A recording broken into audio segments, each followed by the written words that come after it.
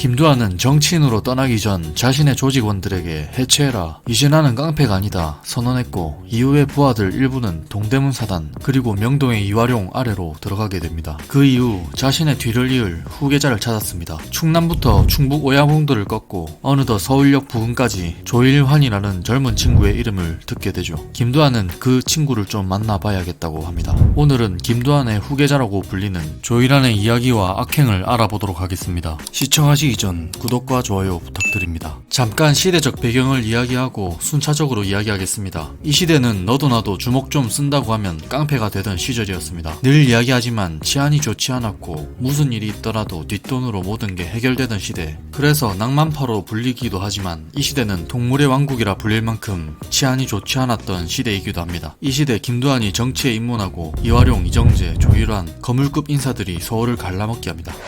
별명은 천안곰이라고 합니다. 맷집과 완력이 상당하다고 하는데 그래서인지 23세 천안지역을 제패했고, 길거리 싸움에는 기세가 굉장히 중요하다고 합니다. 상대가 칼을 들어도 기세가 꺾이지 않으며 칼을 다루는 솜씨는 그를 당할 자가 없었다고 합니다. 다수와의 싸움에서는 뒤를 내어주면 안 되기 때문에 최대한 벽을 등지고 싸웠다고 합니다. 사실 안 봐서 모르겠습니다. 자서전은 왜곡된 부분이 많기 때문이죠. 또한 어릴 적부터 절에서 무술 수련을 많이 했다고 합니다. 무술이 선무도라고 하는데 저에게는 조금 생소하네요. 사실 이러한 점들도 전부 아주 젊었을 때 이야기고 30살 이후에는 거의 싸우지 않았다고 합니다. 사람들의 추측은 두 가지로 나뉩니다. 그의 체중과 키가 그 당시 김두한처럼 남다른 피지컬로 고등학생과 초등학생이 싸우는 광경처럼 보여졌을 것이고, 싸움 자체가 안 됐다는 이야기와 또 한 가지의 이야기는 천안부터 충북 그리고 서울역 부근까지 진출한 것을 보아할 때 원투로 모든 상대를 제압했던 이마수는 어림도 없고 이정재 정도는 돼야 비등비등했을 것 같다는 말이 많습니다. 이정재와 김두한은 나이가 들어서도 티격태격 많이 했습니다. 그 시절 조일환과 관련된 한 가지 일화가 있습니다. 김두한이 국회의원을 하던 시절 구치소로 면회를 갔는데 자신이 먼저 왔는데도 여당 국회의원들이 들어가는 것을 보고 책임자를 불러 한 주먹에 때려 눕혔다는 말이 있습니다.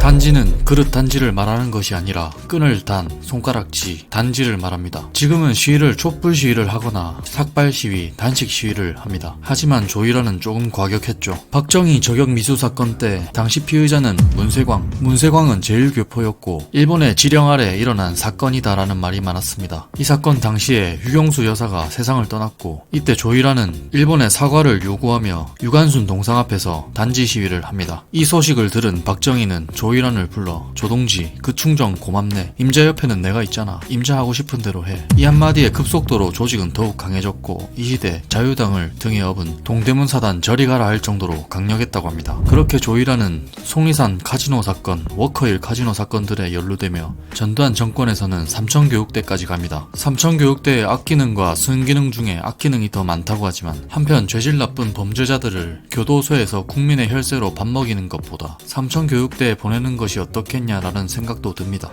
조일환은 독도 영유권에 대해서도 시위를 합니다. 원래 계획은 천안지역에서 구국결사대를 결성하고 독도에서 단지 시위를 하려 했습니다. 하지만 관계 당국에 의해 저지당합니다. 이런 부분들을 참고해볼 때 깡패이지만 일본에 강한 메시지를 주는 것은 굉장히 잘했던 것 같습니다. 여담으로 잠깐 말하자면 조양은과 같은 조씨라서 조양은에게 굉장히 잘해줬다고 합니다. 조양은의 옥중 결혼을 주선했다고 하죠. 게다가 수차례 자칭 맨손 주먹 1인자라고 불리는 조창조와 몇 번의 대립이 있었다고 합니다. 반대파와 대립이 있을 때에는 뱀과 함께 파묻힌 적도 있었다고 합니다. 뱀과 함께 파묻힌다는 생각을 하니 정말 끔찍하네요. 그의 영향력은 막강했습니다. 1975년 범죄자 집단 자수식이라는 행사를 열어 천안을 중심으로 활약하던 우범자들을 집단 자수시켰다고 합니다. 그 이후에는 자신의 단체를 경호회사로 탈바꿈합니다. 그리고 청소년 일진 교화하는 일도 하고 양로원, 보육원을 찾아다니며 활발한 봉사활동을 많이 했다고 합니다.